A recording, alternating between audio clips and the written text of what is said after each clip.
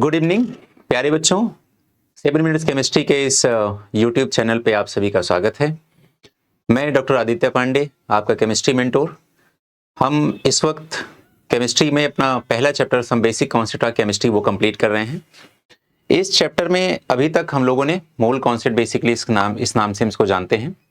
तो इस चैप्टर में अभी तक हम लोगों ने बेसिक मोल सीख लिए हैं और उसके बाद हम लोगों ने डिफरेंट कॉन्सेंट्रेशन टर्म सीख लिया है, वेपर डेंसिटी क्या होती है और जो हम लोगों ने कई सारे केमिकल कॉम्बिनेशन के लॉस पढ़े थे वो सब कंप्लीट कर रखा है।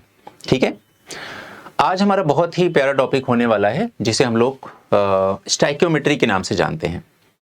अब हमें ये समझना है कि अभी तक हम लोगों ने बेसिक मोल सीखा और आज हम स्टाइकियोमेट्री पढ़ने जा रहे हैं। तो एक्चुअल में ये स्टाइकियोमेट्री है क्या? मैं जितने भी बच्चों से मिलता हूं तो अक्सर उनका यही रहता है कि हमें स्टाइकियोमेट्री बहुत अच्छे से नहीं आती है या उसके क्वेश्चंस करा दीजिए। ठीक है, तो रीजन क्या है, क्या प्रॉब्लम क्या आ रही है बच्चों को, क्यों आ रही है? फंडामेंटल हमें समझना पड़ेगा बेटा कि इस चैप्टर का एक्चुअल में मीनिंग क्या है और ये हमें केमिस्ट्री में क्या चीज सिखा देगा, समझा देगा और क्या चीज हमारी आसान हो जाएगी। ठीक है, मोल कॉन्सेप्ट हम लोगों ने सीख लिया। मोल में हम लोगों ने ये सीख लिया कि मोल का रिलेशन क्या होता है मास के साथ, मोल का रिलेशन क्या होता है मॉलिक्यूल के साथ, मोल का रिलेशन क्या होता है वॉल्यूम ऑफ गैस के साथ। जब हम इन्हीं सारे रिलेशंस को किसी केमिकल रिएक्शन में अप्लाई करते हैं कि रिएक्टेंट के इतने मोल से दूसरे रिएक्टेंट के इतने मोल ने रिएक्ट किया तो प्रोडक्ट का इतना मोल बना, जब इस तरह से हम कोरिलेट करते हैं किसी केमिकल रिएक्शन को या हम किसी केमिकल रिएक्शन को मोल के एस्पेक्ट से देखते हैं। अभी तक हम लोगों ने इंडिविजुअल मोल निकाले थे सबके, जब भी हम लोगों ने फाइंड आउट किया था। अब हम एक प्रॉपर केमिकल रिएक्शन होगी, एक बैलेंस्ड केमिकल इक्वेशन होना बहुत जरूरी है और उस बैलेंस्ड केमिकल इक्वेशन में एक रिएक्टेंट का दूसरे रिएक्टेंट के कॉन्टेक्स्ट में और एक रिएक्टेंट का किसी प्रोडक्ट के रिलेशन में क्या मोल होगा, कितने मोल का यूज होगा, कितना वॉल्यूम बनेगा, कितना मास कंज्यूम होगा, कितना मास बच जाएगा, इस तरह के जब हम रिलेशन फाइंड आउट करने की कोशिश करते हैं, इसी को हम स्टाइकियोमेट्री के नाम से जानते हैं। तो स्टाइकियोमेट्री के बारे में आइए देखिए हम लोग स्टार्ट करते हैं। सबसे पहले यहाँ पर कुछ बेसिक चीजें बनी हुई, जैसे आप देख सकते हैं कि अपने पास एक CH4 है, 1 मीथेन मॉलिक्यूल है अपने पास, ये 2 ऑक्सीजन के मॉलिक्यूल से रिएक्ट करता है और 1 कार्बन डाइऑक्साइड का मॉलिक्यूल बनाता है और 2 वाटर के मॉलिक्यूल बनते हैं। तो बस अब रिलेशन स्टार्ट हो गया ना कि रिएक्टेंट 1 ने रिएक्टेंट 2 के साथ किस तरह से एक मोल उसके कितने मोल से रिएक्ट करके प्रोडक्ट का कितना मोल बनाएगा, यही तो स्टाइकियोमेट्री है ना। कुछ भी इसमें डरने की जरूरत नहीं है। एक बार जैसे आप कॉन्सेप्ट समझेंगे, क्वेश्चन प्रैक्टिस करेंगे, अपने आप ये चीज आसान होती जाएगी। ठीक है, चलिए तो सबसे पहले हम लोग देखते हैं एक बेसिक रिएक्शन लेते हैं हम लोग। हम सब जानते हैं इस केमिकल रिएक्शन से हम सब भली भांति परिचित हैं।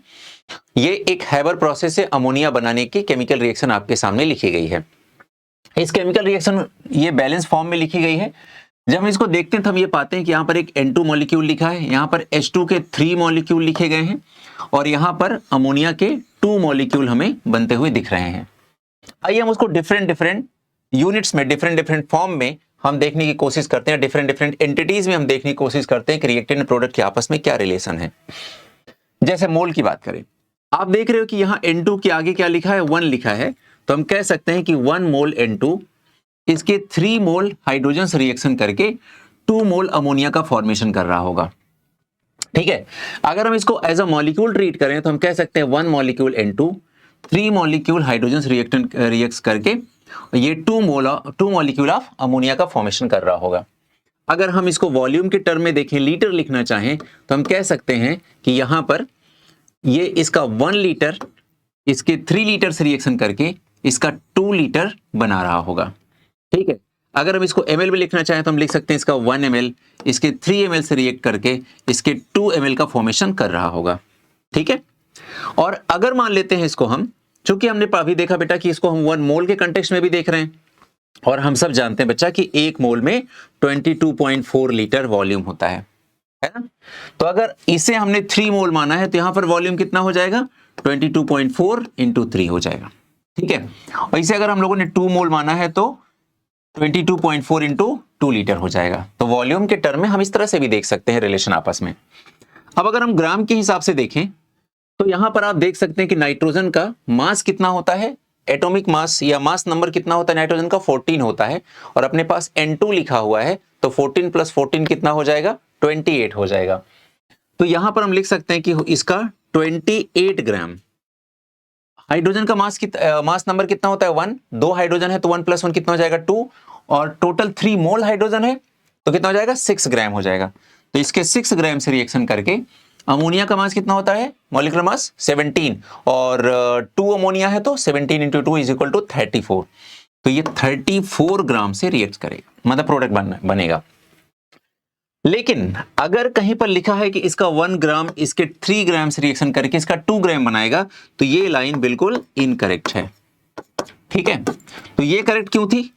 ये करेक्ट इसलिए थी क्योंकि इसमें लिखा गया है कि 28 ग्राम N2 रिएक्ट कर रहा है 6 ग्राम हाइड्रोजन से, और 28 ग्राम N2 is the basic simplest representation of 1 mole of N2, और 1 मोल ऑफ नाइट्रोजन में तो 28 ग्राम ही होते हैं ना नाइट्रोजन के, इस वजह से वो करेक्ट था। लेकिन कोई ऐसा रिलेशन नहीं है जहां पर हम ये कह सके कि 1 मोल का 1 ग्राम के साथ कोई रिलेशन बन सकता है। ठीक है, 1 मोल में 1 ग्राम तो बिल्कुल सोच भी नहीं सकते हैं नाइट्रोजन के केस में, तो इस वजह से ये चीज सही हो पाई। तो जब भी हमें कोई क्वेश्चन करना है, अब बिल्कुल फंडा बना लीजिए, जब भी हम कोई केमिकल रिएक्शन के साथ डील कर रहे होंगे तो आपको सिर्फ और सिर्फ सबसे पहले उसका मोल फाइंड आउट करना है। उसका मतलब किसका? सारे रिएक्टेंट का और सारे प्रोडक्ट का। पहले मोल फाइंड आउट कर लीजिए, फिर उसके बाद हम उसके आगे देखेंगे, आपस में कोरिलेट करने की कोशिश करेंगे। ठीक है बेटा, ये बहुत बेसिक बात मैंने लिखी है, और यहाँ नीचे लिख दिया कि solve numericals bye calculating number of moles. ठीक है, चलिए एक क्वेश्चन से हम लोग स्टार्ट करेंगे बेटा। यहाँ पर क्वेश्चन हमें गिवन है, when 56 gram of N2 reacts with 12 gram of H2, then find mass of ammonia, volume of ammonia at STP and total atoms in the final product। किसी भी तरह के क्वेश्चन को जिसे आप देख रहे हैं कि वहां पर किसी रिएक्टेंट किसी प्रोडक्ट की बात हुई है, यानी कोई केमिकल इक्वेशन केमिकल रिएक्शन का डिस्कशन चल रहा है, तो हमारा सबसे पहला काम होगा उस क्वेश्चन को सॉल्व करने का पहला स्टेप होगा कि हम उस हिंट जो भी क्वेश्चन में गिवन हो उसके अकॉर्डिंग हम लोग एक प्रॉपर बैलेंस केमिकल इक्वेशन लिख लें। सबसे पहला काम शुरुआत बेटा यहीं से करना है। तो हम एक बैलेंस इक्वेशन लिखेंगे, और बैलेंस इक्वेशन हमारी बनेगी N2 + 3H2 gives 2 mole of ammonia. ठीक है बेटा, अब यहां से हम एक रिलेशन पा रहे हैं। रिलेशन ये कह रहा है कि इसका 1 मोल इसके 3 मोल से रिएक्शन करके इसके 2 मोल्स का फॉर्मेशन करता है। ठीक है, ये हमें दिखाई दे रहा है। क्लियर? आइए अब डेटा पे चलते हैं। डेटा यहां क्या गिवन है, 56 ग्राम ऑफ N2। अगर बेटा ये 56 ग्राम है और ये 12 ग्राम है, कितना है ये 12 ग्राम है, 12 ग्राम।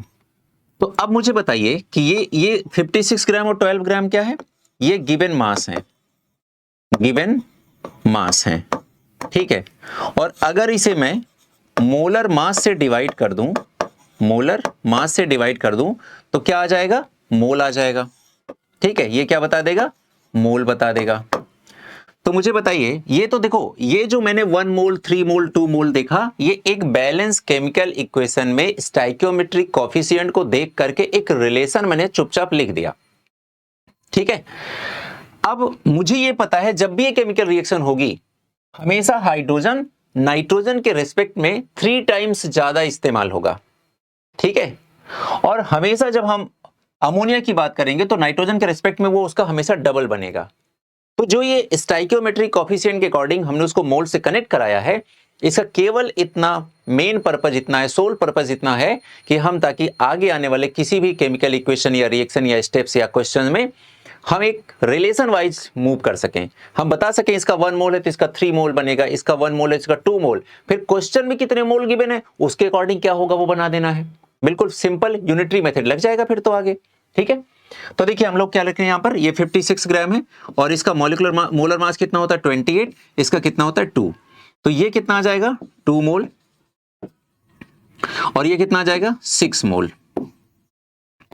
ठीक है, अब मुझे बताइए बेटा, ये 1 मोल अगर था तो इससे इसका 3 मोल रिएक्ट करके इसका 2 मोल बना रहा था, तो अगर ये इसका डबल हो गया, ये इसका डबल हो गया, तो ये भी इसका डबल हो जाएगा। तो आंसर क्या आ जाएगा, ये 4 मोल अमोनिया का फॉर्मेशन होगा। और अगर हमें अमोनिया का ये पता चल गया कि मोल्स कितने बनेंगे तो बाकी सब कुछ पता चल जाएगा। जैसे हम सब जानते हैं कि मोल का जो फॉर्मूला होता है वो होता है mass divide by molar mass, molar mass. Mole का एक और फॉर्मूला होता है वॉल्यूम डिवाइड बाय 22.4 लीटर। ये दो फॉर्मूलाज होते हैं जो आपने बहुत पहले ही कर रखा है ना। सबसे पहले mass of ammonia find out करने की कोशिश करते हैं, जबकि हमें पता है कि मोल ऑफ अमोनिया कितना है 4 मोल। तो मोल हमें पता है कितना है 4, मास हमें फाइंड आउट करना है। अमोनिया का मोलर मास हमें कितना पता है 17 पहले से पता है। तो पहले क्वेश्चन को सॉल्व करने के लिए हम लोग करेंगे, हमें क्या पता करना है मास। तो मास का फॉर्मूला हो जाएगा मोल इनटू मोलर मास, ठीक है। तो ये अमोनिया का मास आ जाएगा, और वो अमोनिया का मास कैसे आ जाएगा, मोल कितने हैं 4 और मोलर मास कितना है 17, ठीक है। तो ये कितना हो जाएगा 68 ग्राम आंसर आ जाएगा, ठीक है। सेकंड क्वेश्चन की तरफ चलते हैं बेटा। सेकंड क्वेश्चन में है volume of ammonia at STP. अब मुझे बताइए, वॉल्यूम आपसे क्वेश्चन कर रहा है और आपको पता है मोल और वॉल्यूम में क्या रिलेशन होता है, एसटीपी पर ही तो है ये। तो फिर यहां पर हो जाएगा, हमें अगर वॉल्यूम फाइंड आउट करना है तो वॉल्यूम इज इक्वल टू क्या होगा बताओ बेटा, वॉल्यूम इज इक्वल टू हो जाएगा मोल इंटू 22.4 लीटर, और मोल कितना है 4, तो 4 इंटू 22.4 लीटर, ठीक है। तो ये कितना हो जाएगा, ये हो जाएगा 4 जा कितना हो जाएगा 16, तो 6 1 हो गया, और यहाँ पर 9 और यहाँ पर 8, 89.6 लीटर हमारा आंसर आ जाएगा सेकंड वाला। ये किसका है, ये वॉल्यूम ऑफ अमोनिया आ गया। ये किसका वॉल्यूम आ गया, अमोनिया का। फिर क्वेश्चन हमसे कह रहा है कि total atoms in final product. अब हमें पता है फाइनल प्रोडक्ट है कौन, अमोनिया। टोटल उसमें एटम कितने हैं 4, लेकिन आपको मोल कॉन्सेप्ट में मैंने सिखाया था कि एटम कैलकुलेट कैसे करते हैं। सबसे पहले मोल फाइंड आउट करते हैं, देन मॉलिक्यूल फाइंड आउट करते हैं, फिर उस मॉलिक्यूल में जितने एटम होते हैं उतने नंबर से मल्टीप्लाई कर देते हैं। तो अगर हमें एटम निकालना है तो सबसे पहले हमें क्या निकालना पड़ेगा, मोल, जो कि कितना है 4। फिर हमें क्या निकालना पड़ेगा, मॉलिक्यूल, वो कैसे निकलेगा, 4 में एवोगैड्रो नंबर से मल्टीप्लाई करना पड़ेगा। फिर क्या निकालना पड़ेगा, एटम्स। तो 4Na तो आपका मॉलिक्यूल आया है, उसमें क्या करें 4 से मल्टीप्लाई कर दें, तो आंसर क्या आ जाएगा 16Na आ जाएगा। अब 16Na को और अगर ओपन अप करके लिखना है तो आप Na की वैल्यू पुट कर देंगे, 6 इंटू 10⁻23 आपका आंसर आ जाएगा, ठीक है। तो एक तरीका तो ये हो गया बेटा। चलिए अगला देखते हैं हम लोग। नेक्स्ट क्वेश्चन हमारे सामने है, when 120 gram of carbon is completely burn in presence of oxygen at 0 degree Celsius and 1 atm, then find amount of O2 required in kg and volume of O2 required. चलिए ठीक है, एक जगह मास पूछ रहा है, एक जगह वॉल्यूम पूछ रहा है। मैंने कहा बिल्कुल घबराना नहीं, जैसे हमने पहली लाइन पढ़ी, हमें पहले एक बैलेंस केमिकल इक्वेशन के लिए जाना होगा। जब हम वो लिख लेंगे बैलेंस केमिकल इक्वेशन, उसके बाद हमें जो भी प्रोडक्ट पूछ रहा है पहले उसका मोल फाइंड आउट करना है। जब उसका मोल पता चल जाएगा तो मोल से कोरिलेट करके उसका मास, और मोल से ही कोरिलेट करके उसका वॉल्यूम फाइंड आउट कर लेंगे बेटा, ठीक है। तो चलिए यहां पर 120 ग्राम कार्बन है और इसको हम जला रहे हैं, बर्न कर रहे हैं इन प्रेजेंस ऑफ ऑक्सीजन। तो क्या केमिकल इक्वेशन बननी चाहिए बेटा, C ले लिया हमने, कार्बन सॉलिड है, साथ में हमने O2 ले लिया, ठीक है। और क्या बन जाएगा यहाँ पर CO2 गैस बन जाएगी, और ये भी हमारा O2 गैस ही है, क्लियर। अब हमने ले लिया यहाँ पर, देखो जो डेटा गिवन है उसके अकॉर्डिंग देख लेते हैं। कार्बन हमारा है 120 ग्राम, और बस carbon 20 gram burn in completely burn in presence of oxygen, ठीक है। अब मुझे बताओ बेटा 120 ग्राम गिवन है, इसका मास है, और इसका मोलर मास कितना होता है या मास नंबर कितना होता है 12, तो हमने 12 लिख दिया। तो ये ऐसे कैंसिल हो गया, कितना आ गया 10 मोल आ गया, ठीक है, 10 मोल्स आ गए इसके।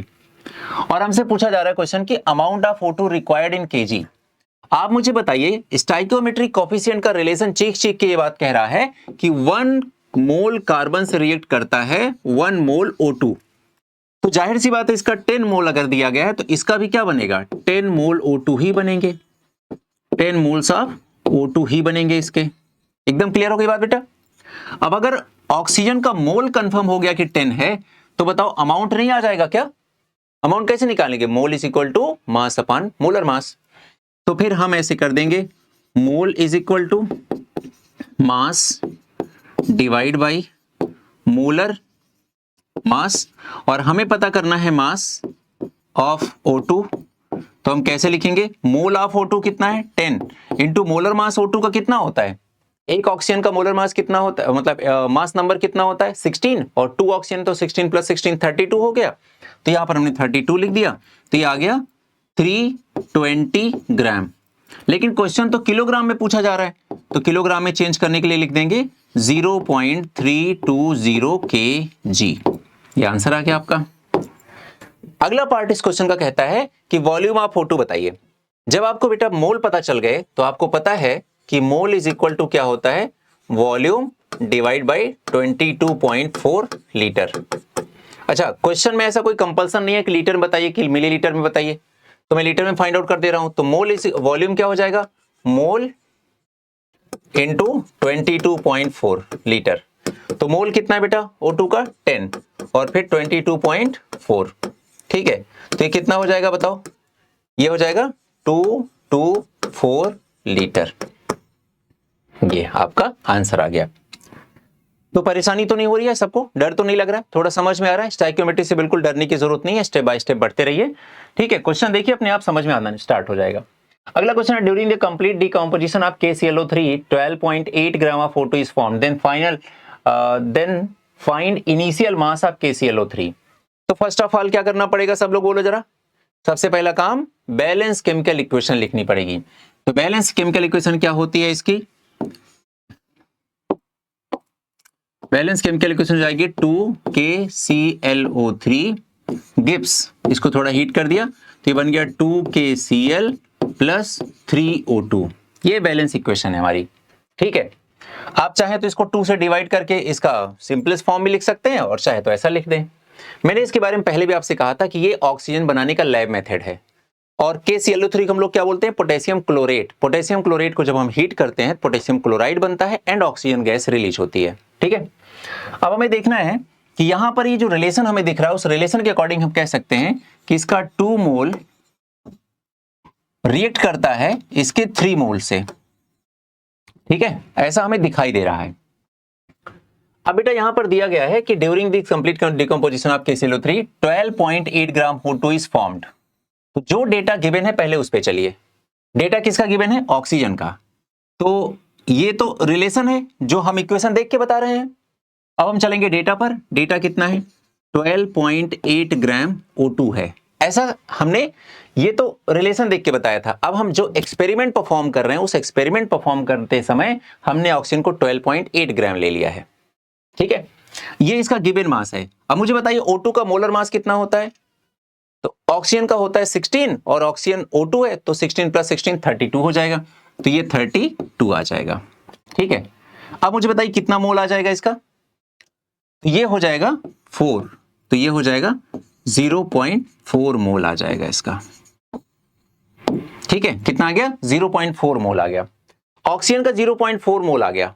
अब ध्यान से देखिए बेटा, उसने पूछा इनिशियल मास ऑफ KClO3। अब रिलेशन बताइए, इसका 3 मोल इसके 2 मोल से रिएक्शन करता है, तो इसका 1 मोल इसके कितने मोल से रिएक्शन करेगा, तो इसका 0.4 इसके कितने मोल से रिएक्शन करेगा, सिंपल आ गया, ठीक है। तो हम लोग कैसे लिखेंगे कि 3 मोल ऑक्सीजन रिएक्ट करता है, मतलब बनता है, किससे बनता है, 2 मोल पोटेशियम क्लोरेट से, KClO3 से। तो 1 मोल कितने से करेगा, 2/3 मोल पोटेशियम क्लोरेट से। तो फिर कितना हमारा है 0.4 मतलब 0.4 मोल कितने से करेगा, 2/3 इंटू 0.4 मोल KClO3 से। तो ये कितना आ जाएगा बेटा, ये आ जाएगा 0.8 डिवाइड बाई 3। इतने मोल KClO3 की जरूरत पड़ेगी।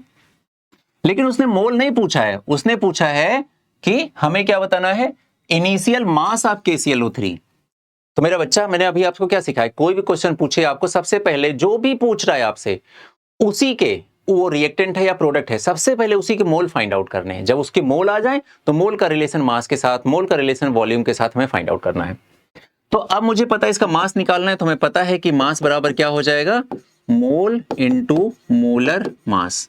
तो मोल कितना आया है 0.8 divide by 3 into molar mass KClO3 का कैसे निकालेंगे, पोटेशियम का कितना होता है 39 प्लस क्लोरीन का कितना होता है 35.5 प्लस ऑक्सीजन का कितना होता है 3 ऑक्सीजन है और एक का होता है 16, ठीक है। ये आ गया।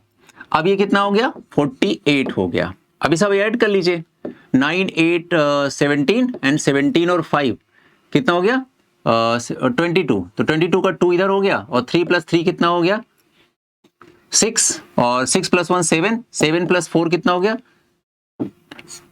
11। ठीक है, ये हो गया। और यहां पर आपके पास ये दशमलव ऐसा लिख दीजिए, डेसिमल 5 लिख दिया, तो 0.5 हमने आगे लगा दिया। अब यहां पर हमने 112.5 लिख दिया, ये आपका आंसर है। ठीक है, जो आ जाएगा वही आपका आंसर हो जाएगा। क्लियर हो गई बात, समझ में आ गया बेटा? ठीक है, चलिए अगला क्वेश्चन आपके पास है, by decomposition of 50 gram of calcium carbonate 11 gram of CO2 is obtained, then find the percentage purity of calcium carbonate. तो ये एक मोल कॉन्सेप्ट का भी सेगमेंट है बेटा, है ना, हेडिंग में मैंने नहीं लिखा, ठीक है, पर आपको समझना है कि परसेंटेज प्योरिटी के अलग से क्वेश्चंस आते हैं। तो आइए हम देखते हैं कि कैसे हम इसको सॉल्व करते हैं। अगेन फिर वही बात कि सबसे पहले क्या करना पड़ेगा, एक बैलेंस केमिकल इक्वेशन लिखनी पड़ेगी। तो डिकम्पोजिशन कराना है कैल्शियम कार्बोनेट का, तो कैल्शियम कार्बोनेट हमने ले लिया, कैल्शियम कार्बोनेट ले लिया हमने, इसको हमने डिकम्पोज करने के लिए लिखा CaO प्लस CO2 लिख दिया। ठीक है, ये डिकम्पोज हो गया और केमिकल इक्वेशन हमारी बिल्कुल बैलेंस है, इसमें कोई टेंशन वाली बात नहीं है। और ऐसा देख पा रहे हैं हम कि 1 मोल स्टोइकियोमेट्रिक कोएफिशिएंट का रिलेशन कहता है कि इसका 1 मोल इसके 1 मोल बनाने के लिए रिस्पॉन्सिबल है। ठीक है, ऐसा हमें दिख रहा है साफ साफ। ठीक, चलिए अब आते हैं डेटा पर। ये तो बातें हो गई जो हमें दिख रहा है अभी तक। अब आते हैं डेटा पर। डेटा हमसे ये कहता है कि ये 50 ग्राम है और हमें पता है कैल्शियम कार्बोनेट का मोलर मास कितना होता है, 100 ग्राम पर मोल, तो 100 हो गया। हमें CO2 का पता है कि CO2 11 ग्राम तो यहां पर गिवन है, और CO2 का पता है मोलर मास कितना होता है, 44 होता है। ठीक है, तो अगर हम इसको सॉल्व करें 11 से 44 तो कितना जाएगा, 1/4 मोल, और अगर हम इसको सॉल्व करें तो कितना आ जाएगा, 1/2 मोल। तो आप मुझे बताइए कि इसके 1/4 मोल से इसका हाफ मोल बन रहा है, और आप ये जानते हैं कि इसके 1 मोल में कितने ग्राम है, 100 ग्राम है, तो इसके हाफ मोल में कितने हो जाएंगे। तो अच्छा, तो एक मुझे रिलेशन बताइए, अगर इसके 1 मोल से इसका 1 मोल बनना चाहिए तो इसके 1/4 मोल से इसका भी 1/4 मोल बनना चाहिए कि नहीं बनना चाहिए, बताओ बेटा। बिल्कुल बेसिक फंडा बताओ, इसके 1 मोल से इसका 1 मोल बन रहा है, ऐसा एक केमिकल बैलेंस इक्वेशन बताती है। तो मैंने जब CO2 का मोल फाइंड आउट किए गिवन डेटा के अकॉर्डिंग, तो मुझे आ गया 1/4 मोल। तो 1/4 मोल में कितने हो जाएंगे, 25 ग्राम। क्लियर? अब मुझे बताओ बेटा, अगर इसका 1/4 मोल से इसका भी 1/4 मोल बनना चाहिए, इसका मतलब इसका केवल 25 ग्राम ही डिकम्पोजिशन में यूज होगा, जबकि क्वेश्चन में कितना गिवन है, 50 ग्राम। आप देख रहे हो ना, 50 ग्राम हमने लिया, 25 ग्राम केवल यूज हुआ। इसका मतलब क्या हुआ, इससे पता चलता है कि 50 हमने लिया, 25 यूज हुआ, इसका मतलब 50 - 25 इज इक्वल टू 25, यानी कि 25 ग्राम इसमें इम्प्योरिटी बैठी हुई थी। क्लियर? और 25% ही क्या है, इसमें प्योरिटी है। तो अगर कोई मुझे कि परसेंटेज प्योरिटी बताइए कैसे हम लोग कैलकुलेट करेंगे, तो हम बोलेंगे देखो भाई, ये 50 हमने लिया था, 25 यूज हो चुका है, यानी कि 25 इसमें इम्प्योरिटी थी और 25 ही इसमें प्योरिटी है, और डिवाइड बाय स्टार्टिंग कितना लिया था, 50, परसेंटेज फाइंड आउट करना है तो 100 से मल्टीप्लाई, तो ये कितना आ जाएगा, ऊपर 25, नीचे आ जाएगा 50, ऊपर आ जाएगा इधर 100, ये इसको 2 टाइम्स, ये इसको ऐसा 50, तो ये डबल हो जाएगा। ठीक है, 50 आ जाएगा, सॉरी, ये आ जाएगा 50। तो परसेंटेज प्योरिटी इसकी कितनी आ गई, 50% परसेंटेज प्योरिटी इसकी आ गई। ठीक है, समझ में आ गई बात। चलिए अगला क्वेश्चन आ गया, क्वेश्चन नहीं, अब हम लोग एक नए सेगमेंट को देखते हैं, इसका नाम है कंबस्शन रिएक्शंस। कंबस्शन रिएक्शन का मतलब होता है कि ऑक्सीजन की प्रेजेंस में किसी चीज को एक तरह से मतलब गर्म करना, जलाना, इस तरह की चीजें हो गई। ठीक है, अब सवाल यह है कि देखो कंबस्शन 2 टाइप का होता है, एक होता है कंप्लीट कंबस्शन, एक होता है इनकम्प्लीट कंबस्शन। अगर हमारे पास कोई ऑर्गेनिक सब्सटेंस है या कार्बन कंटेनिंग सब्सटेंस है, या हम कह सकते हैं अगर कोई हाइड्रोकार्बन है हमारे पास, और अगर उसका हम कंप्लीट कंबस्शन करते हैं तो वो हाइड्रोकार्बन 2 प्रोडक्ट बनाता है, एक बनाता है CO2, एक बनाता है H2O। ठीक है, लेकिन अगर मान लेते हैं, ये कब होगा कंप्लीट कंबस्शन, कंप्लीट कंबस्शन तब होता है जब किसी सब्सटेंस को जलाने के लिए हम लोग कोई भी इंटरप्टेड सप्लाई ऑफ ऑक्सीजन देते हैं, मतलब हमें ऑक्सीजन लिमिटेड नहीं होनी चाहिए, हम जम के ऑक्सीजन की सप्लाई देंगे, हमारे पास एम्पल अमाउंट ऑफ ऑक्सीजन या एयर प्रेजेंट है, तो ऐसी कंडीशन में सब्सटेंस का कंप्लीट कंबस्शन होता है and CO2 and water will be the major product. लेकिन अगर मान लेते कहीं पर इनकम्प्लीट कंबशन हो रहा है तो ऐसी कंडीशन में क्या होता है कि हम अनइंटरप्टेड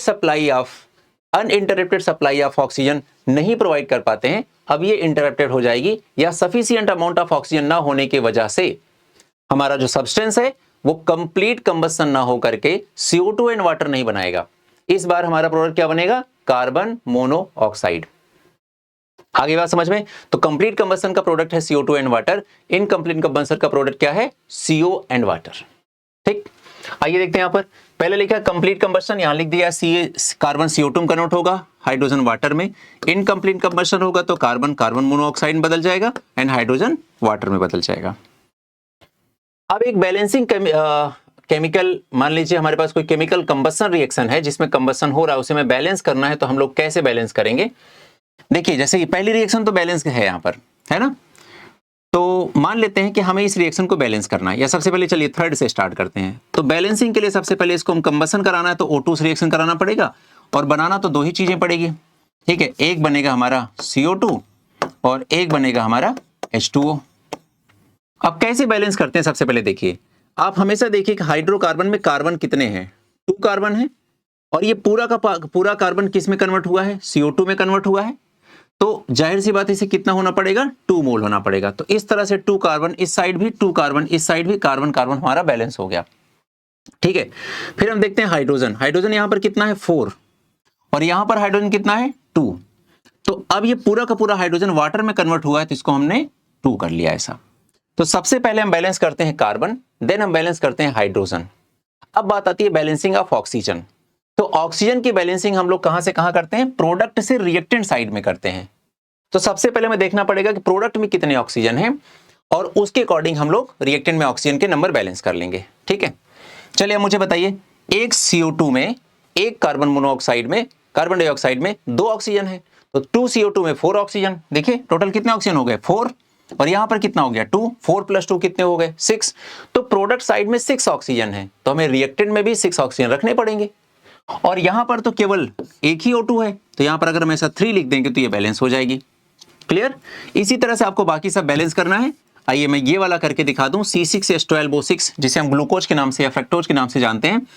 हमें इसको बैलेंस करना है, तो पहले से केमिकल कंबशन रिएक्शन के लिए हम इसको लिखेंगे, O2 से रिएक्शन कराएंगे, और हमारा बनेगा CO2 प्लस हमारा बनेगा H2O। ठीक है, डन। अब सबसे पहले आप क्या देखेंगे? कार्बन कितना है? 6 है, तो हमें 6 CO2 लेना पड़ेगा। सही है। फिर हम क्या देखेंगे? हाइड्रोजन। हाइड्रोजन हमारे पास 12 है ना, तो हम यहां पर 6 H2O ले लेंगे, तो हाइड्रोजन भी बैलेंस हो गया, कार्बन भी बैलेंस हो गया। अब बारी किसकी आई? ऑक्सीजन बैलेंसिंग की। ऑक्सीजन बैलेंस कैसे करते हैं? प्रोडक्ट में सारे ऑक्सीजन काउंट कर लेना है, कैलकुलेट कर लेना है, और फिर उससे रिएक्टेंट साइड में बैलेंस करना है। तो आप मुझे बताइए यहां पर टोटल ऑक्सीजन कितने हो गए? 6 2 जा कितना हो गया? 12, और 12 + 6 कितना हो गया? 18, है ना। और इधर कितना है? O2, तो यहां 9 O2 कर देंगे तो हमारी रिएक्शन बैलेंस हो जाएगी। इसी तरह से ये हमारी C6H6 यानी कि बेंजीन की बैलेंसिंग देख लेते हैं हम लोग। बेंजीन का रिएक्शन हम लोगों ने कराया O2 से, और प्रोडक्ट हमारा वही बना, CO2 बना प्लस वाटर बना। सबसे पहले बेटा बताओ यहां पर टोटल कितने हैं? कार्बन 6 हैं, तो हम यहां पर 6 CO2 ले लेंगे। हाइड्रोजन कितना है? 6 है, तो एक वाटर में 2 हाइड्रोजन होता है, इस वजह से हम 3 मोल वाटर ले लेंगे। अब हमें बैलेंस करना है ऑक्सीजन। मुझे बताओ वाटर में टोटल कितने ऑक्सीजन हो गए? 3, और इसमें कार्बन डाइऑक्साइड में कितने हो गए? 12, और 3 + 12 कितना हो गया? 15, तो इधर कितना हो जाएगा? 15 / 2। इस तरह से ऑक्सीजन बैलेंस हो गया।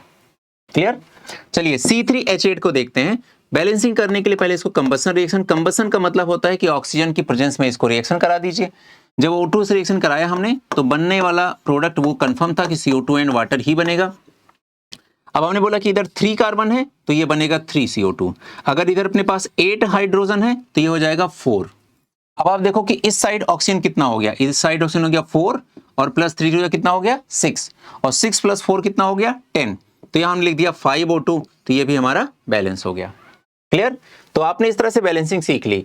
अब इस किसी भी बैलेंसिंग इक्वेशन में जब आप देखेंगे, अगर इसको हम एक जनरल बैलेंसिंग इक्वेशन लिख दें, किसी पर्टिकुलर कंपाउंड की बात ना करें, और हम उस हाइड्रोकार्बन को CXHY से रिप्रेजेंट करें, ठीक है, जहां पर X क्या है? कार्बन के एटम, और Y क्या है? हाइड्रोजन के एटम। ऐसी कंडीशन में ये हो जाएगा जब CXHY, तो ये हो जाएगा X + Y/4 O2 gives XCO2 and Y/2 water. ठीक है, ये हमारी एक बैलेंसिंग इक्वेशन हो गई। अब आइए एनसीईआरटी टेक्स्ट बुक का एक क्वेश्चन करते हैं। प्रॉब्लम 1.3 क्वेश्चन है, calculate the amount of water produced by the combustion of 16 gram of CH4। तो पहले हम लिखेंगे फिर से वही बात कि पहले बैलेंसिंग इक्वेशन लिखना है। CH4 हो गया हमारा, इसका कंबशन कराना है तो हम इसमें लिखेंगे O2 और गिव्स CO2 प्लस वाटर, इसमें तो कोई कंफ्यूजन ही नहीं है। फिर हम बोलेंगे देखो इधर 1 कार्बन है, इधर भी 1 कार्बन है, कार्बन बैलेंस हो गया। इधर 4 हाइड्रोजन है तो इधर हम 2 मोल ले लेंगे वाटर, तो देखो हाइड्रोजन बैलेंस हो गया। फिर हम देखेंगे प्रोडक्ट में कितने ऑक्सीजन है, 2 ऑक्सीजन इसके पास है, 2 ऑक्सीजन इसके पास है, तो 2 + 2 कितना हो गया 4, तो यहाँ पर हमें 2O2 लेना पड़ेगा, ये बैलेंस हो गया। पहला काम बैलेंसिंग इक्वेशन, एक बैलेंस्ड केमिकल इक्वेशन लिखने के बाद ही हम क्वेश्चन को सेकंड स्टेप पे लेके जाएंगे। ठीक है, आइए बेटा अगला बताइए। अब इसमें कह रहा है calculate the amount of water produced, तो वाटर कितना बनेगा ये बताना है। ठीक है, जबकि हम 16 ग्राम CH4 ले रहे हैं। सबसे पहला काम मैंने कहा था केमिकल बैलेंस केमिकल इक्वेशन लिखना है। सेकंड आपका जो स्टेप होता है वो ये होता है कि उस बैलेंस केमिकल इक्वेशन को देख करके आप एक मोल का रिलेशन फाइंड आउट करिए। मोल का रिलेशन फाइंड आउट करने का मतलब समझ में आ रहा है आपको? कहने का मतलब अब चूंकि उसने CH4 के बारे में डेटा दिया गया और वाटर के बारे में पूछ रहा है, तो आपको भी केवल CH4 और वाटर के बारे में डिस्कस करना है। तो आप ऐसे बोलोगे कि CH4 के आगे 1 लिखा है, तो इसका मतलब 1 मोल CH4 से जब रिएक्शन होगा तो 2 मोल वाटर का फॉर्मेशन होगा, 2 मोल वाटर प्रोड्यूस्ड होगा। ठीक है, ऐसा हमने एक बैलेंस केमिकल इक्वेशन देख के बता दिया। अब हम एक लाइन ड्रॉ कर देते हैं, इसके बाद हम क्वेश्चन में जो गिवन है उसके अकॉर्डिंग उसको सॉल्व करने की कोशिश करेंगे। तो मेरा बच्चा यहां देखो क्या लिखा है, 16 ग्राम CH4। अब CH4 जो है हमारा वो 16 ग्राम है क्वेश्चन में। अब ये क्या है 16 ग्राम CH4 का गिवन मास। तो आप बताइए मुझे CH4 का मॉलिक्यूलर मास कितना होता है? वो भी 16 होता है, तो ये हो जाएगा 16 ग्राम पर मोल। इस तरह से 16 से 16 कैंसिल हो गया, ये आ गया 1 मोल। ठीक है, तो आप मुझे बताओ अगर ये 1 मोल CH4 क्वेश्चन में यूज हुआ है तो हम रिलेशन से ही जानते हैं कि 1 मोल CH4 से 2 मोल वाटर बनेगा। तो अगर ये 1 मोल है तो फिर से क्या होगा, 2 मोल वाटर ही बनेगा। 1 मोल वाटर, अब पूछ क्या रहा है यहाँ पे amount of water. 1 mole water में 18 ग्राम वाटर होता है 1 मोल में, तो 2 ग्राम वाटर में 18 × 2 = 36 ग्राम वाटर हो जाएगा। तो यहां पर जो मास हमारा आएगा वो आ जाएगा 2 × 18 = 36 ग्राम वाटर। ठीक है, ये हमारा आंसर हो जाएगा। ओके बेटा, गॉट इट। चलिए अगला क्वेश्चन क्या है हमारे पास, how many moles of methane are required to produce 22 gram of CO2 after combustion. यानी कि मीथेन का कंबशन है और पीछे अभी हम लोगों ने मीथेन कंबशन किया, तो वही इक्वेशन हम फिर से लिख दे रहे हैं। CH4 + 2O2 gives CO2 + 2H2O। ठीक है, यही लिख दिया हम लोगों ने, इक्वेशन डन। अब क्वेश्चन में क्या गिवन है, मोल्स ऑफ मीथेन के बारे में क्वेश्चन हो रहा है, मतलब मीथेन के मोल्स बताने हैं और आपको डेटा गिवन है 22 ग्राम CO2, इसके बारे में डेटा गिवन है। यानी कि बाकी आप दुनियादारी ऑक्सीजन एंड वाटर को भूल जाइए, आप केवल अपना रिलेशन देखिए कि CH4 और CO2 के बीच में क्या रिलेशन है। एक balance chemical equation properly indicate कर रही है कि 1 मोल CH4 से रिएक्ट करेगा तो 1 मोल CO2 ही प्रोड्यूस्ड होगा। ठीक है, इतना तो हमें दिखाई दे रहा है। अब हम देखते हैं कि CO2 कितना यूज हो रहा है, तो CO2 यूज हुआ है 22 ग्राम और CO2 का मोलर मास कितना होता है 44 ग्राम, तो हमने लिखा 44 ग्राम। तो ये इससे कैंसिल आउट हो गया, ये आ गया 1/2, 1/2 का मतलब 0.5 मोल, यानी कि हाफ मोल। तो इसका हाफ मोल अगर यूज हुआ है तो इसका भी कितना यूज हुआ होगा, मतलब इसका अगर हाफ मोल बना है, प्रोड्यूस हुआ है, तो इसका हाफ मोल कंज्यूम हुआ होगा। और अगर हाफ मोल की बात हो रही है तो हमें पता है कि 1 मोल CH4 में 16 ग्राम CH4 होता है, तो बताओ हाफ मोल CH4 में 8 ग्राम CH4 हाँ होगा या नहीं होगा? होगा, समझ में आ गई बात? तो आंसर हो जाएगा हमारा 8 ग्राम CH4। नेक्स्ट क्वेश्चन है, the number of moles of hydrogen molecules required to produce 20 moles of ammonia through Haber process. ये नीट 2K19 का क्वेश्चन है। सबसे पहला काम, पहला स्टेप हम सब को अब इस वक्त तो रट गया होगा, हमारे सारे बच्चों को रट गया होगा। पहला स्टेप होता है हमारा एक बैलेंस केमिकल इक्वेशन लिख देना। तो बैलेंस केमिकल इक्वेशन क्या होगा, किसका है ये, हाइड्रोकार्बन हाइड्रोजन मॉलिक्यूल प्रोड्यूस, अच्छा ठीक है, N2 + 3H2 गिव्स 2NH3। ये एक बैलेंस केमिकल इक्वेशन हो गई, जिसमें क्वेश्चन में कह रहा है कि number of moles of hydrogen बताने हैं और 20 मोल ऑफ अमोनिया हमें प्रोड्यूस करना है। इसका मतलब रिलेशन इन दोनों में केवल बताना है बस, ठीक है। तो आपको ऐसे देखना पड़ेगा कि यहां पर अमोनिया के 2 मोल से इसके 3 मोल, मतलब अमोनिया के 2 मोल बनाने के लिए हाइड्रोजन के 3 मोल कंज्यूम होते हैं। क्लियर? तो यहां पर हम ऐसे लिख दे रहे हैं कि 2 मोल अमोनिया के लिए हमने यूज किया 3 मोल हाइड्रोजन। तो 1 मोल अमोनिया के लिए कितना यूज करेंगे? 3/2 मोल हाइड्रोजन। ठीक है, ये तो हमने क्वेश्चन देख के ही इतना बता दिया। अब हमें क्या करना होगा? अब हमें पूछना होगा कि क्वेश्चन में आपने क्या डेटा दे रखा है, आपने अपने एक्सपेरिमेंट में कितना अमाउंट ले रखा है अमोनिया का, यानी कि आपके एक्सपेरिमेंट में अमोनिया कितने मोल बना, कितना मास बना, कितना वॉल्यूम बना, उसी के कंटेक्स्ट में फिर हम जाकर के वापस नाइट्रोजन या हाइड्रोजन का अमाउंट, वॉल्यूम, ये सब फाइंड आउट करने की कोशिश करेंगे, या फिर मोल। क्लियर बेटा? अब यहां 20 मोल ऑफ अमोनिया यूज हुआ है, तो आप मुझे बताओगे 2 मोल से इसका 3 मोल यूज हो रहा है, 1 मोल से इतना हो जाएगा, तो 20 मोल से कितना होगा? ये हो जाएगा 3/2 इंटू 20, तो ये आ जाएगा 10 is equal to 30 mole hydrogen. तो 30 मोल हाइड्रोजन बेटा यहां पर यूज होगा, ठीक है। और 30 मोल, और आपसे पूछ क्या रहा है? नंबर ऑफ मोल ही पूछ रहा है, तो ये आपका आंसर हो जाएगा। इतना इजी क्वेश्चन है आपके सामने, ठीक है। चलिए अब अगला क्वेश्चन, ये आपके लिए प्रॉपरली होमवर्क का क्वेश्चन है ना। सिंपल है, जितना आपने सीखा उसी पर बेस्ड करना है। पहले पार्ट सिखा दूं मैं आपको। For the following combustion reaction, पहला कंबसन रिएक्शन है 48 ग्राम ऑफ मीथेन। जब आप इसी कंबसन रिएक्शन बनाएंगे तो आपको क्या क्या बताना है? आपको क्वेश्चन नंबर 1 बताना है, क्वेश्चन नंबर 2 बताना है, क्वेश्चन नंबर 3 सॉल्व करना है। तो अब जाकर के पहले क्वेश्चन के 3 पार्ट हो गए। फिर अगर आप 2.8 किलोग्राम इथाइलिन को अगर कंबसन में ले जाते हैं, कंबसन कराते हैं, तो आपको फिर क्या सॉल्व करना है? Mass and volume of oxygen, mass and volume of carbon dioxide produced and mass and volume of water obtained. इसी तरह से जब आप 10 लीटर प्रोपेन को का कंबसन कराते हैं, तो फिर से आप इन्हीं तीनों सवालों के जवाब देंगे। और लास्ट है आपके पास इतने मॉलिक्यूल ऑफ प्रोपाइन हैं, जब इसका कंबसन कराएंगे तो फिर से आप इन्हीं तीनों क्वेश्चंस का आंसर फाइंड आउट करने की कोशिश करेंगे। यानी कि मैं कह सकता हूं कि यहां पर 4 × 3 12 क्वेश्चन है टोटल, ठीक है। और बहुत इजी क्वेश्चन है, आपको खुद से सॉल्व करना है, डू इट योरसेल्फ, ठीक है। ये होमवर्क के लिए हो गया, ऐसा क्लास में डिस्कस इसको नहीं करेंगे। नेक्स्ट क्वेश्चन हमारे पास है, calculate the volume of oxygen required at STP during the combustion of ethane if volume of water is formed 108 ml। Clear बेटा? तो volume of oxygen required at STP during the combustion of ethane. तो सबसे पहले ethane का combustion इसमें मुझे समझ में आ गया। इथेन का फॉर्मूला क्या होता है? C2H6। तो सबसे पहला काम होगा हमारा C2H6 का हम कर देंगे कंबसन, और क्या बन जाएगा हमारा? CO2 बनेगा प्लस वाटर बनेगा। पहले केमिकल इक्वेशन लिखेंगे और उसको बैलेंस करेंगे। तो मुझे बताइए, यहाँ पर 2 कार्बन है तो ये बन जाएगा 2 CO2, यहाँ पर 6 हाइड्रोजन है तो ये बन जाएगा 3, और अगर ये बन गया सब, तो मुझे बताइए ऑक्सीजन की बैलेंसिंग कहाँ से कहाँ करते हैं? प्रोडक्ट से रिएक्टेंट साइड में। वाटर में एक ऑक्सीजन, तो 3 मोल वाटर में 3 ऑक्सीजन, और यहाँ पर 4, 3 + 4 कितना हो गया? 7, तो यहाँ पर 7/2 O2 हो गया। अब हमने रिएक्शन को कर लिया बैलेंस, ठीक है। अब बैलेंस हो गई, कह रहा है वॉल्यूम ऑफ ऑक्सीजन बताना है, इसका वॉल्यूम आपको फाइंड आउट करना है। और डेटा क्या गिवन है? वाटर के बारे में गिवन है कि ये 108 ml है।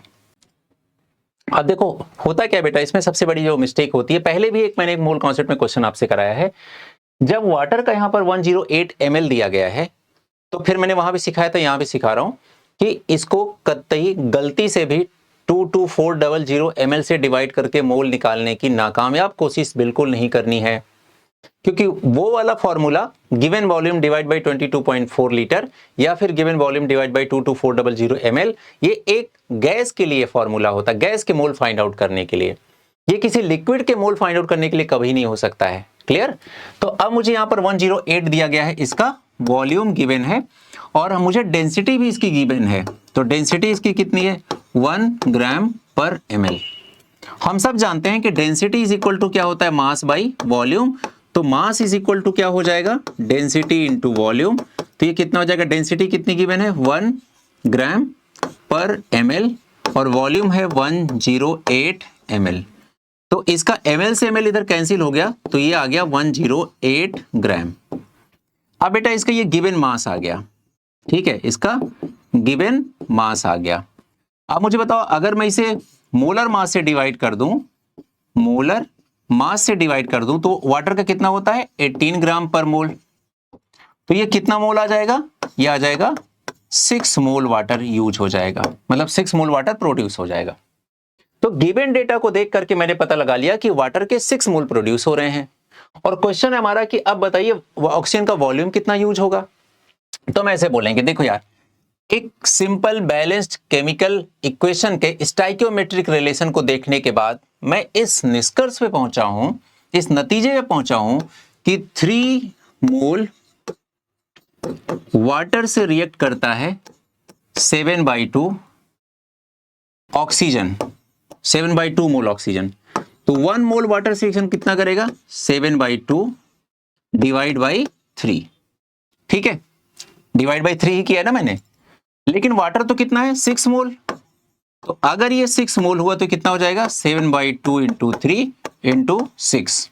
अब ये 2 इंटू 3 और ये 6 कैंसिल आउट हो गया, तो टोटल कितना आ गया 7 मोल ऑफ O2। और अगर O2 के 7 मोल आ गए और उसने पूछा है वॉल्यूम, तो मुझे पता है कि मोल और वॉल्यूम में क्या रिलेशन होता है किसी भी गैस के लिए, ठीक है। और यहां हमसे पूछा गया है कैलकुलेट वॉल्यूम ऑफ ऑक्सीजन। हाँ, तो हम ऐसे कह सकते हैं कि 7 मोल O2 का मतलब हुआ कि वॉल्यूम डिवाइड बाई 22.4 लीटर।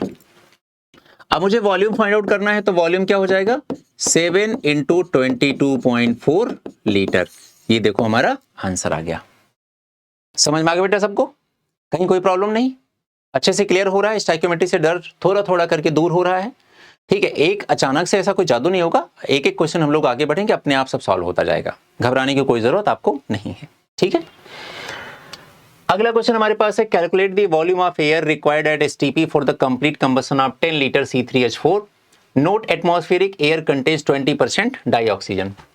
सबसे पहले इसमें मुझे हिंट क्या मिल रही है, कोई केमिकल इक्वेशन मेरा लिखने का मन है तो हिंट क्या है, आप लोग अपने अपने जहां पे बैठ के वीडियो देख रहे हैं तुरंत बताइए हिंट क्या है इसमें। हिंट इसमें आपको दिख रही है कि कंबशन ऑफ C3H4। तो मुझे सबसे पहले C3H4 के कंबशन की एक बैलेंस केमिकल इक्वेशन लिखनी होगी। तो मैं यहां पर लिखूंगा C3H4 और कंबशन कराना है तो O2 से रिएक्शन करा के हम लोग बना देंगे इसको CO2 प्लस बना देंगे इसको H2O। 3 कार्बन है यहां पर तो 3 CO2 हो जाएगा, 4 हाइड्रोजन है यहां पर तो 2 वाटर हो जाएगा, और यहां पर टोटल हो जाएगा 3 2 जा कितना 6 ऑक्सीजन, और यहां 6 + 2 8 ऑक्सीजन, तो ये हो जाएगा 4 O2। प्रोडक्ट से रिएक्टेंट साइड में हमने O2 को बैलेंस कर लिया। अब मेरी एक बैलेंस इक्वेशन आ गई जिसमें हमें यह पता चल गया, अच्छा क्वेश्चन क्या है, calculate the volume of air required at STP. Air तो इसमें दिया नहीं बेटा, इसमें तो O2 दिया गया है, और हमें पता है कि एयर में तो O2 भी होता है, N2 भी होता है, CO2 भी होता है, आर्गन भी होता है, सारी गैसेस होती हैं। तो जाहिर सी बात तो है कि पूरा पूरा O2 ही तो नहीं होगा, इवन सबसे ज्यादा परसेंटेज तो एयर में किसकी होती है, नाइट्रोजन की होती है। चलो खैर, उसने एक हिंट भी दिया है कि अगर हम किसी एयर एटमॉस्फेरिक एयर की बात करें तो उसमें ऑक्सीजन केवल 20% ही होती है। तो पहले O2 का हम निकाल लेते हैं, फिर हम उसको एयर से कनेक्ट करा लेंगे, ठीक है। चलिए बताइए, और डेटा किसके बारे में दिया, 10 लीटर C3H4। अब मुझे बताइए इसके 1 मोल से, ऐसा स्टाइकियोमेट्रिक कोएफिशिएंट का रिलेशन देख के पता चला कि इसके 1 मोल से इसका 4 मोल का फॉर्मेशन होता है। 1 मोल, इसी तरह से मैंने आपको स्टार्टिंग में पहले स्लाइड में आपको सिखाया था कि 1 मोल बोल सकते हैं, 1 लीटर बोल सकते हैं, 1 ml बोल सकते हैं, 22.4 लीटर बोल सकते हैं, इस तरह से। तो मैं ये कह सकता हूं कि अगर हमने 10 लीटर इसको लिया है तो ये कितना बनेगा 40 लीटर O2 बनेगी। क्लियर है। तो टोटल 40 लीटर O2 यूज होगी इस रिएक्शन में कंबशन के समय, लेकिन इससे एयर थोड़ी ना पता चल गया यार। अब मुझे देखना है कि ऑक्सीजन और एयर का क्या रिलेशन है, जो कि यहां पर हिंट में दिया गया, नोट में दिया गया कि atmospheric air contains 20% dioxygen. तो हम ऐसे 20% डाई ऑक्सीजन एयर में है, इसका मतलब क्या हुआ, इसका मतलब हुआ कि 20 litre O2 present in 100 litre air, 100 litre air. तो मुझे बताइए 1 लीटर O2 कितने प्रेजेंट होगी? 100/20 लीटर एयर में, ठीक है। और अब तो ये हो गया 1 का। अब मुझे बताओ हमारे पास कितना ऑक्सीजन है? 40 लीटर। तो 40 लीटर अगर हमारे पास O2 है तो कितने एयर में प्रेजेंट होगी? 100 डिवाइड बाई 20 इंटू 4 0। तो ये 0 से 0 कैंसिल, 2 से 4 ये हो गया, ये कितना आ गया? 200 लीटर। तो 200 लीटर एयर का यूज होगा, ठीक है। तो अगर हमारे पास 200 लीटर एयर है तो उसका 20% ऑक्सीजन इसमें कंज्यूम होगा। इस तरह से रिएक्शन कंप्लीट होगी, ठीक है। अगला क्वेश्चन है calculate mass of aluminium required to react with 112 litre of O2। तो सबसे पहले एल्यूमिनियम और mass of aluminium react with O2, इसी के हेल्प से हम लोग एक केमिकल इक्वेशन लिख देंगे। तो हम लिखेंगे aluminium 2 aluminium plus 3/2 O2 gives Al2O3। ये हमारा बन गया एक केमिकल इक्वेशन बैलेंस फॉर्म में। और हमसे पूछा जा रहा है कि इसका एल्यूमिनियम का मास बताइए क्या होगा, जबकि यहां पर हमें ऑक्सीजन के बारे में गिवन है कि ये 112 लीटर है, ठीक है। इतना समझ में आ गया? यानी कि रिलेशन केवल इन दोनों के बीच में हमें फाइंड आउट करना है। Al2O3 को भूल जाइए थोड़ी देर के लिए, क्लियर। अब मुझे बताओ बेटा, यहां पर ये जो दिया गया है हमें, यहां से हमें एक बेसिक स्टाइकियोमेट्रिक कोफिशिएंट के रिलेशन से पता चल रहा है कि 3/2 यानी कि 1.5 मोल ऑफ O2 रिएक्ट करता है 2 मोल ऑफ एल्यूमिनियम से। तो 1 कितने से करेगा? फिर जितना क्वेश्चन में इस्तेमाल हुआ है वो कितने से करेगा? यही तो होता है स्टाइकियोमेट्रिक कोफिशिएंट। तो मुझे बताइए अगर O2 का 112 लीटर वॉल्यूम गिवन है, O2 एक गैस है, तो O2 का मोल कितना होगा ये बताइए। तो आपको पता है कि मोल कैसे फाइंड आउट करते हैं? 112 लीटर डिवाइड बाई 22.4 लीटर। तो लीटर से लीटर क्या हो गया? कैंसिल आउट हो गया। ये दशमलव हमने हटाया तो यहां पर एक 0 लगा दिया, ठीक है। 112 का ये जस्ट डबल हो गया और ये इससे कैंसिल आउट हो गया तो 5 आ गया। तो टोटल 5 मोल हमारे पास ऑक्सीजन है बेटा, ठीक है। टोटल कितने हैं? 5 मोल हमारे पास ऑक्सीजन है। अब आप बेसिक रिलेशन बताइए। 3/2 मोल O2 से रिएक्ट करता है 2 मोल एल्यूमिनियम, ठीक है। तो 1 मोल O2 से रिएक्शन करेगा 2 डिवाइड बाई 3/2 ऐसे, ठीक है। तो 5 मोल हमने एक्सपेरिमेंट में यूज किया है, उससे कितना हो जाएगा? तो ये 3/2 इंटू 5।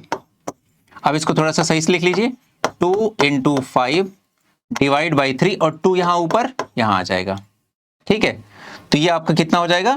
5 2 से कितना हो जाएगा? 10 और 10 का डबल कितना हो जाएगा? 20/3। क्या पूछ रहा है? मास पूछ रहा है बेटा। लेकिन अभी हमने क्या निकाला है? हमने सिर्फ मोल फाइंड आउट किया है। और आपको पता है मोल अगर आपको पता चल गया तो मास कैसे निकालते हैं? Mole into molar mass. तो बताइए मोल कितना है? 20/3 और मोलर मास एल्यूमिनियम के कितना होता है? 27, ठीक है। अब ये हो जाएगा 9 टाइम्स और ये हो जाएगा 180 ग्राम एल्यूमिनियम कंज्यूम हुआ होगा इस गिवन केमिकल इक्वेशन या रिएक्शन में, ठीक है। चलिए आगे बढ़ते हैं। अब हम लोगों ने सिंपल जो मोल कैलकुलेशन स्टाइकियोमेट्रिक हो सकते हैं वो सब सॉल्व कर लिया। अब क्या होगा? अब हम पढ़ेंगे लिमिटिंग रिएजेंट। अब लिमिटिंग रिएजेंट क्या होता है वो समझने की कोशिश करते हैं। पहले तो आप ये समझिए, लिमिटिंग रिएजेंट को थोड़ा बेसिक से समझिए। मान लेते हैं हमारे पास ना 2 रिएक्टेंट हैं A एंड B, और A B से रिएक्शन करके C बना लेता है प्रोडक्ट। लेकिन जब A B से रिएक्शन कर रहा है, करे जा रहा है तो एक समय बाद B हो गया खत्म। अब A तो बचा है लेकिन B वो कंज्यूम हो चुका है, खत्म हो चुका है, रिएक्शन में है ही नहीं अब। तो अब A बचा का बचा रह जाएगा। अब आगे रिएक्शन रुक जाएगी, बंद हो जाएगी, खत्म हो जाएगी, सीज हो जाएगी, कंप्लीट मान ली जाएगी। तो हमने क्या सीखा कि जब कोई केमिकल रिएक्शन होती है तो उसमें जो 2 रिएक्टेंट होते हैं उसमें एक रिएक्टेंट समय से पहले कंज्यूम हो जाया करेगा, उसे हम बोलेंगे लिमिटिंग रिएजेंट। पूरी केमिकल रिएक्शन उसी पर डिपेंड करेगी, ठीक है। और दूसरा बचा रह जाएगा, उसे बोलेंगे एक्सेस रिएजेंट। तो इसको सिखाने के लिए मैं आपको एक छोटा सा एग्जांपल लेके चलता हूं। उस एग्जांपल से आपको थोड़ा सा क्लियर हो जाएगा कि एक्चुअल में लिमिटिंग रिएजेंट होता क्या है। तो मान लेते हैं एक लड़का है और इसका नाम है, बच्चा है, ये छात्र है अपना, और इसका नाम है रामू। ठीक है, और रामू भैया इवनिंग की क्लास करते हैं कोचिंग में, और कोचिंग में क्लास इनकी छूटती है, क्लास की टाइमिंग होती है 2 to 8 PM। तो 8 PM पे अपने घर से, मतलब ये अपने कोचिंग से छूटे। एक दिन क्या हुआ, और ये जाते हैं मेस में, ये डेली का रूटीन है, 8 PM पे अपने यहाँ से अपने कोचिंग से छूटते हैं, इनकी छुट्टी होती है, ये दौड़ के भाग के मेस में पहुंचते हैं। मेस में ये पहुंच जाते हैं 8:30 तक, और वहां पर ये पहुंचते ही ये खा लेते हैं 8 रोटी, 8 रोटियां खा जाते हैं, और उसके लिए ये इस्तेमाल करते हैं 2 कटोरी सब्जी की। तो 2 कटोरी सब्जी से 8 रोटियां खा जाते हैं। इनका डेली का ये रूटीन है, मेहनत करके आया बच्चा, 8 रोटी बनती भी है, कोई टेंशन वाली बात नहीं है। एक दिन इनकी लास्ट वाली क्लास चल रही थी, और इनके जो भी टीचर इनकी क्लास ले रहे थे उन्होंने क्लास थोड़ी एक्सटेंड कर दी। उस दिन क्लास खत्म हुई 8:45 पे। अब 8:45 पे जैसे ही खत्म हुई क्लास, रामू भैया फिर भाग के गए अपने मेस पहुंचे। वहां पहुंचते पहुंचते हो गए 9:15, 9:15 बज गए। अब 9:15, आधे घंटे लेट, 1 घंटे क्या मतलब इतने टाइम लेट ये पहुंचे वहां पर, और मेस वाले भैया ने इनसे कहा कि भैया आज तो 2 कटोरी सब्जी नहीं है, केवल 1 ही कटोरी सब्जी है। अब मुझे बताइए, रोटी पूरा 8 है, 8 इसके पास रोटीज हैं, लेकिन कटोरी सब्जी केवल 1 ही बची। आमतौर पे अगर मैं आपसे पूछूं कि बताओ 8 रोटियां खाते हैं 2 कटोरी सब्जी, तो आप बोलोगे इसका मतलब 1 कटोरी सब्जी 4 रोटी खा लेते हैं ये। तो मैं बोलूंगा यार अब इनके पास 8 रोटी है लेकिन कटोरी सब्जी तो 1 ही है, तो आप बोलोगे ये तो खा तो 4 ही रोटी पाएंगे ना। भले ही रोटी ज्यादा है लेकिन वो रोटी बची की बची रह जाएगी, क्योंकि सब्जी खत्म हो गई है। तो अब मैं आपसे पूछूं कि इस रिएक्शन में, इस सिनेरियो में लिमिटिंग रिएजेंट कौन हुआ, तो आप बोलेंगे सब्जी। लिमिटिंग मतलब जो समय से पहले कंज्यूम हो जाए, खत्म हो जाए। एक्सेस रिएजेंट कौन हो गया, जो बचा रह गया, यानी कि कौन हो गया, रोटी। अब मैं पूछूं कि बताओ रामू का पेट भरा कि नहीं भरा, तो लोग डेली रूटीन के हिसाब से देख के हमें लग रहा है रामू का पेट भरा नहीं। उनको अच्छा रामू का पेट ना भरने के पीछे कारण क्या था, तो बोलोगे सब्जी का कम होना। तो मैं यही तो सिखाना चाह रहा हूं आपको कि पूरी की पूरी केमिकल रिएक्शन इस बात पे डिपेंड करती है कि लिमिटिंग रिएजेंट कौन है। जो लिमिटिंग रिएजेंट है वही पूरे केमिकल रिएक्शन को लिमिट करेगा, वही एक रिएक्टेंट के दूसरे रिएक्टेंट के आपस में कॉम्बिनेशन को भी गवर्न करेगा, वही एक रिएक्टेंट से प्रोडक्ट बनने को भी गवर्न करेगा। तो सारी कहानी एक लिमिटिंग रिएजेंट के इर्द गिर्द घूमती रहती है। ऐसा ही आगे चलकर के आप ऑर्गेनिक केमिस्ट्री में रेट लिमिटिंग रिएजेंट आप स्टेप पढ़ेंगे, है ना, रेट डिटरमाइनिंग स्टेप या RDS के नाम से जिसे हम जानते हैं। ठीक है, वहां पर भी वही डिसाइड करेगा कि केमिकल रिएक्शन कितनी फास्ट होगी, कितनी स्लो होगी, कब कंप्लीट होगी, कब नहीं कंप्लीट होगी। तो कुछ ऐसा ही कहानी है। तो मेरे हिसाब से इस दोस्त, अपने छात्र या अपने दोस्त रामू के इस उदाहरण से आप समझ पाए होंगे कि लिमिटिंग रिएजेंट एक्चुअल में क्या है। अब यहां पर देखिए क्या लिखा है, लिमिटिंग रिएजेंट क्या होता है, the reactant which is consumed completely in the reaction is known as limiting reagent. The reactant which gets consumed first limit the amount of product formed and is therefore called limiting reagent. Excess reagent क्या होता है बेटा, the reactant which is not consumed completely in the reaction. और note में क्या लिखा है बेटा, इंपॉर्टेंट नोट है, क्या लिखा है, extent of reaction is decided by limiting reagent. कोई भी रिएक्शन कितनी देर तक चलेगी ये डिपेंड करेगा कि लिमिटिंग रिएजेंट कौन है। ठीक है, आगे देखिए क्या लिखा है। अब हम एक कैसे पता चलेगा, जैसे कोई केमिकल रिएक्शन गिवन है तो उसमें पता कैसे चलेगा कि कौन है लिमिटिंग रिएजेंट। उसको निकालने के लिए, फाइंड आउट करने के लिए हम एक वैल्यू निकालेंगे हमेशा, capital L for limiting reagent निकालना चाह रहे हैं। हमेशा इसको निकालने का फंडा क्या होगा कि जो भी क्वेश्चन में मोल गिवन है तो अच्छी बात है, नहीं गिवन है तो कोई डेटा गिवन होगा, वॉल्यूम गिवन होगा मोल निकाल लो, मास गिवन होगा मोल निकाल लो, मॉलिक्यूल गिवन होगा मोल निकाल लो। मोल तो हमने आपको हर तरह से निकालना सिखाया है। तो भैया इसमें क्या करेंगे, number of mole of reactant, reactant के जितने मोल दिए गए वो लिख दो और डिवाइड कर दो उसको किससे, स्टोइकियोमेट्रिक कोएफिशिएंट से। जब ये डिवाइड करेंगे तो the reactant which have least value of L is known as limiting reagent. और सबसे इंपॉर्टेंट बात लिखी है कि क्वेश्चन सॉल्व करते समय लिमिटिंग रिएजेंट जरूर से जरूर देखें, बिना इसके काम नहीं चलेगा। ठीक है, तो ये छोटी सी बात यहां पर लिखी हुई है। अब हम पहुंचते हैं किसी क्वेश्चन पे। क्वेश्चन हमारा NCERT टेक्स्ट बुक से लिया गया है, प्रॉब्लम 1.5। क्वेश्चन में दिया गया है 50 kilogram of N2 and 10 kilogram of H2R mix to produce ammonia. Again हमें ये लग रहा है कि ये तो यार हैबर प्रोसेस से अमोनिया बनाने के मेथड की बात चल रही है, तो हम भी वही काम कर लेंगे और हम ये लिख देंगे यहाँ पर N2 plus 3H2 gives 2NH3 ऐसा लिख देंगे, ठीक है। और यहाँ दिया गया है 50 किलोग्राम ऑफ N2, तो यहाँ लिख देंगे 50 किलोग्राम है तो ग्राम में कन्वर्ट कर लेंगे तो 50,000 हो गया। और N2 का मॉलिक्यूलर वेट कितना होता है, ये तो गिवन मास हो गया, मॉलिक्यूलर मास कितना होता है, तो नाइट्रोजन कितना होगा 14 और 14 का डबल 28, तो ये 28 हो गया, ठीक है। हाइड्रोजन के बारे में दिया है 10 किलोग्राम, 10 किलोग्राम मतलब 10,000 ग्राम हो गया, क्योंकि हमें तो ग्राम में लिखना होता है। और डिवाइड बाई हाइड्रोजन की कितना होता है मोलर मास 2 होगा। अब कुछ बच्चों के मन में आएगा कि 3 हाइड्रोजन है 3H2 है, नहीं भैया हम H2 का मोल निकाल रहे हैं, तो H2 का मोल केवल H2 का मोलर मास रख करके आएगा। अब वो 3 है 4 है 5 है वो तो स्टोइकियोमेट्रिक कोफिशिएंट की बात हो गई, उस पर कभी नहीं उसको कैलकुलेट नहीं करना है, एकदम दिमाग में इस बात अच्छे से रख लीजिए। अब मैंने ये 2 बातें लिख दी यहां पर, अब आपको क्या करना है, तो ये क्या है, ये आपने क्या निकाला, मोल निकाला, ठीक है। और अब आपको निकालना है एल कैसे निकालते हैं, जो भी आपके पास मोल है उसको डिवाइड करेंगे स्टोइकियोमेट्रिक कोफिशिएंट से।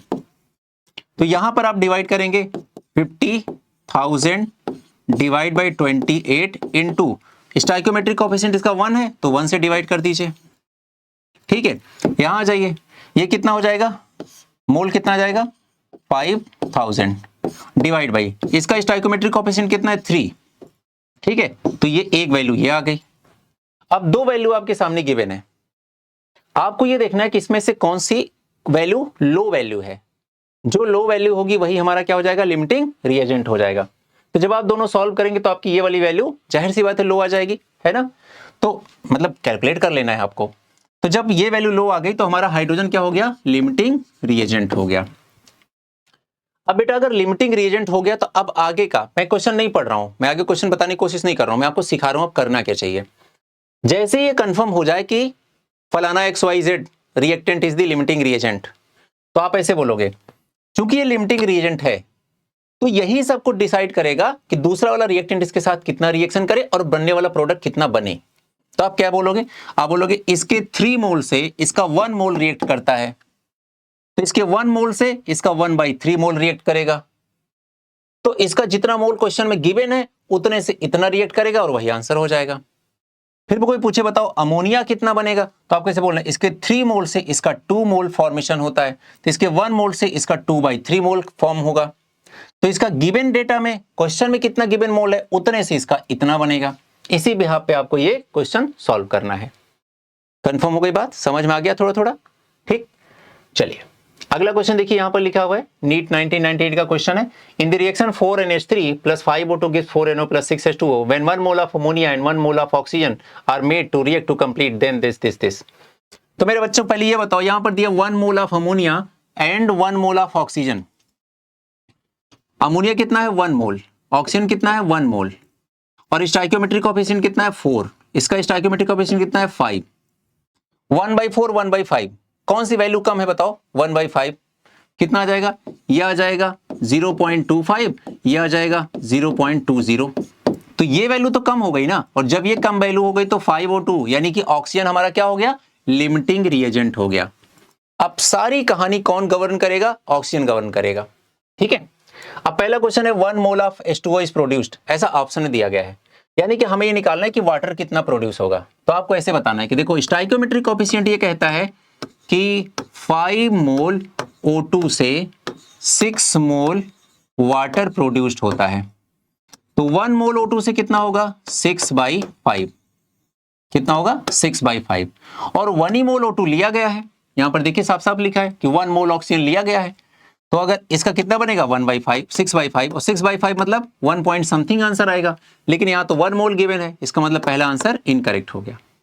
अब बताना है all the oxygen is consumed, तो बेटा मुझे एक बात बताइए, ऑल द ऑक्सीजन कंज्यूम होगी कि नहीं होगी, कौन कंप्लीटली कंज्यूम हो जाता है, जो लिमिटिंग रिएजेंट होता है, और ऑक्सीजन क्या है इस रिएक्शन में लिमिटिंग रिएजेंट, तो वो कंप्लीटली कंज्यूम हो जाएगी।